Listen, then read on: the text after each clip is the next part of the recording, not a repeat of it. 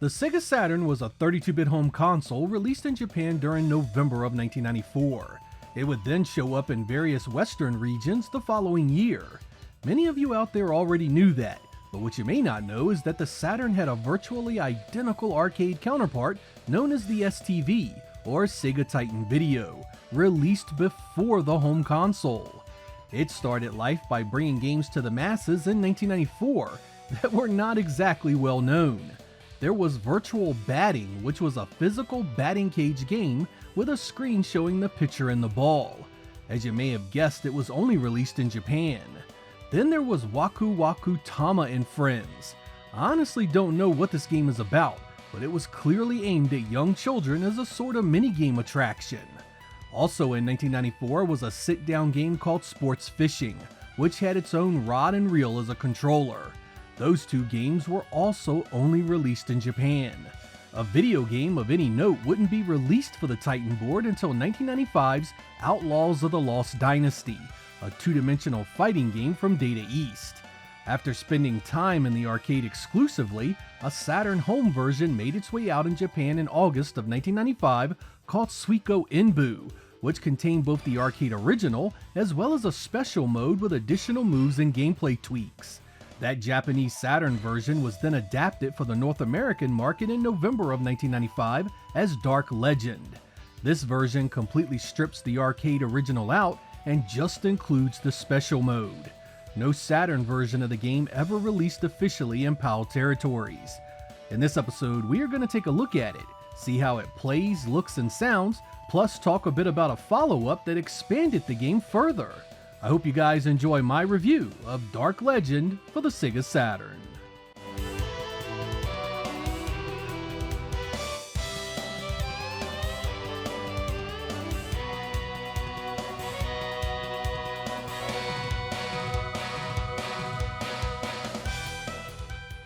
The story in this one mixes some of the lore from the Chinese epic Water Margin with characters created by Data East.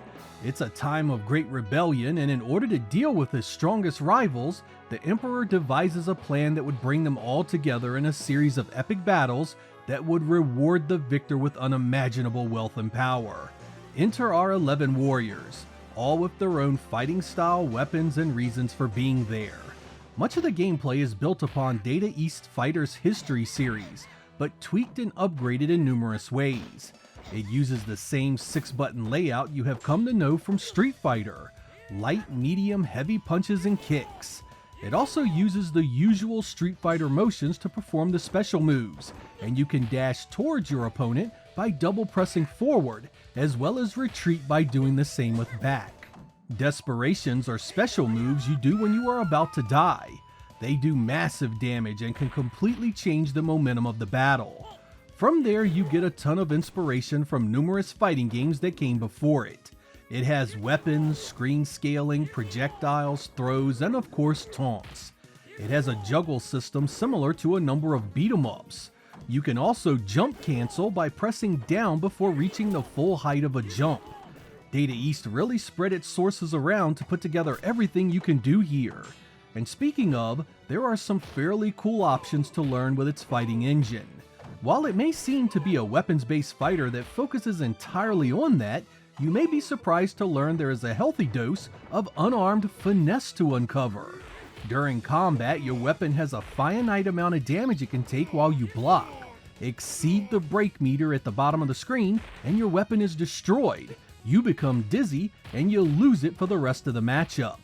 Fortunately, you can continue the fight unarmed, and while you do much less damage, you are faster and your moves connect easier to one another. There are even a number of moves, including Desperations, that can only be done if you're unarmed. It's also interesting to note that you can throw away your weapon willingly and opt to fight without it. If you decide to go fully armed, you get a choice of fighters that uses weapons like sai, swords, axes, tonfa, and nunchaku, plus a few unconventional choices that are difficult to define, such as water, fish, and even another fighter. The final boss you face is possessed and has 2 forms for you to defeat before you see that ending.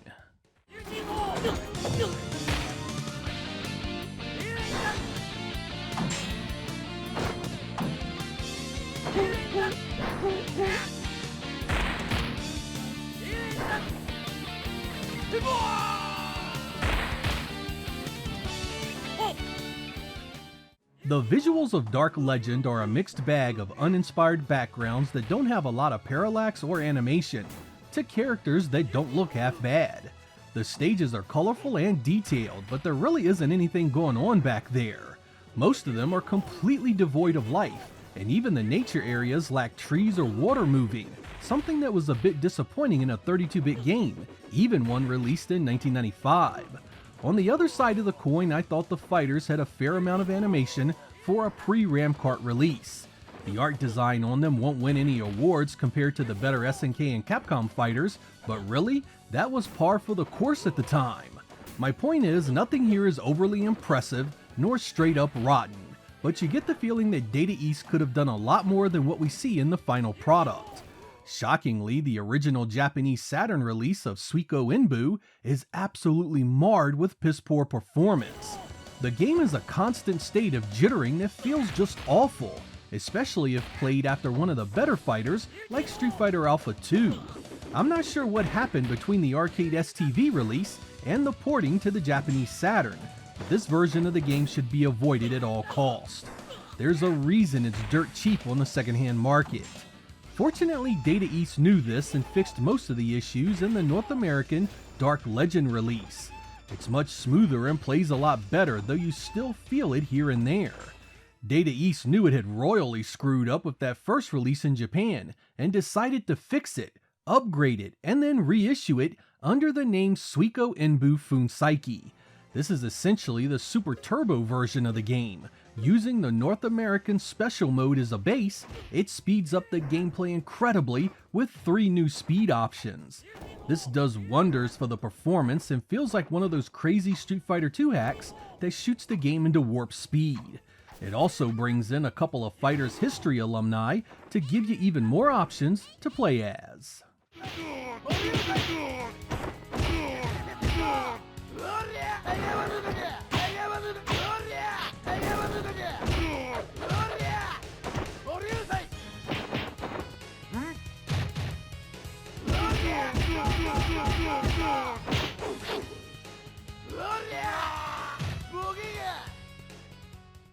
Like a lot of CD-based soundtracks, the music is a mixed bag. Some of this stuff is mid, some is utterly forgettable, and a few are quite decent. Have a listen and see if you agree.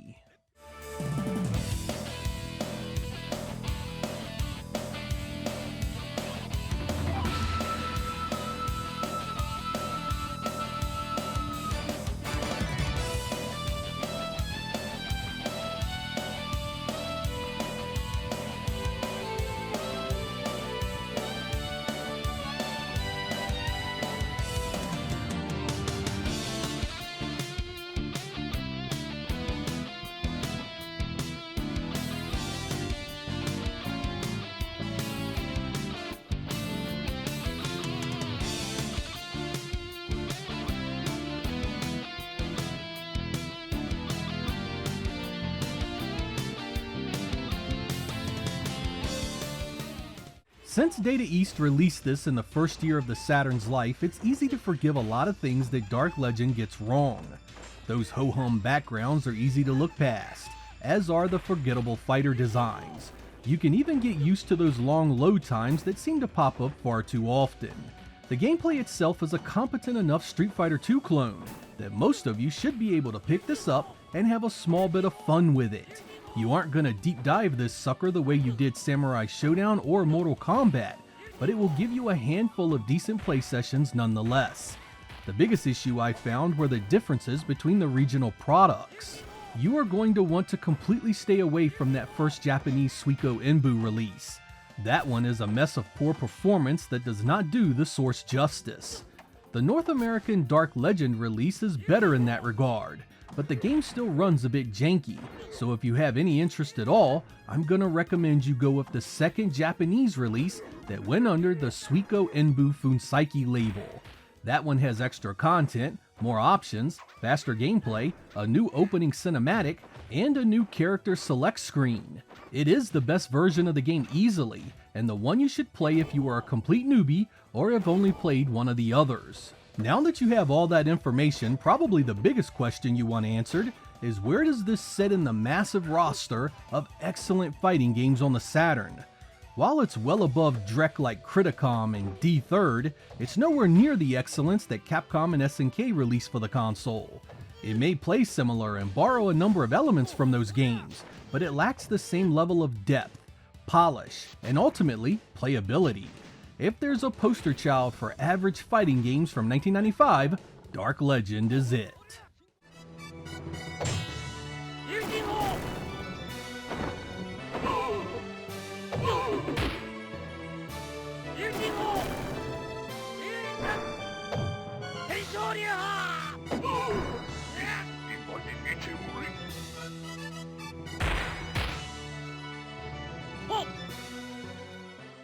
While it's easy to pull reviews from the time that absolutely bashed the game to death, there are a number of publications that enjoyed it. Sega Pro absolutely loved the game, dropping an 82 on it and calling it a perfect arcade port and a solid one-on-one fighter. Consoles Plus similarly hit it with an impressive 85, comparing it to fighters on the Neo Geo and praising its multiplayer. I've also met a number of people online that enjoy the game immensely, so I know there is an audience for it even now. The fighting game genre on the Saturn is not lacking great games, however, and that's why it's tough for me to give this one a strong recommendation. There is so much on Saturn that deserves to be played over this, and once you add that to the fact that the conversion job was fairly poor for 2 of its 3 available versions, the legacy of this game isn't exactly great. For those of you that like to mingle among the other console versions of these types of games, you may want to check out the Japanese-only PlayStation release. It hit the market in early 1996 and has some problems of its own. The backgrounds are really grainy and it has some performance issues as well.